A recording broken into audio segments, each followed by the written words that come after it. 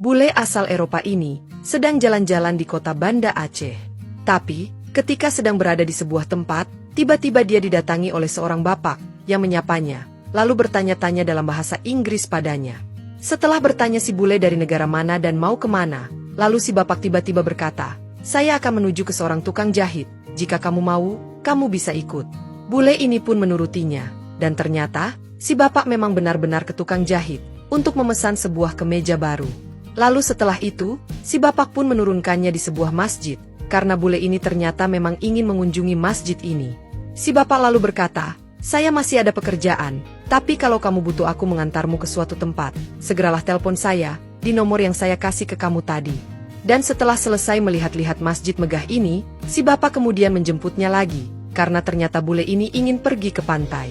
Tapi di tengah jalan, bule ini mulai ketakutan, karena menurut Google Maps, ke pantai sangatlah dekat, tapi kenapa mereka belum sampai juga? Si bule pun lalu berkata, "Hei bro, kamu mau bawa saya kemana? Tolong hentikan motornya, saya sudah tidak percaya dengan kamu."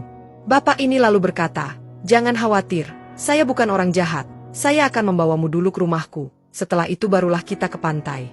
Dan akhirnya, si bapak pun menghentikan motornya di sebuah homestay, dan selanjutnya dia berkata, "Selamat datang di homestay milik saya."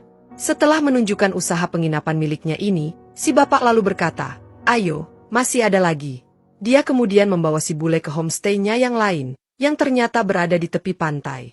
Setelah sampai, si bapak lalu berkata, "Itu anak dan istriku, ayo, kamu duduklah dulu. Di sini ada penginapan juga restoran, kamu bisa makan dan menginap di sini, dan itu semua saya kasih gratis untukmu." Ternyata, bapak ini mempunyai usaha penginapan dan restoran. Namun si bule sudah berburuk sangka padanya tadi.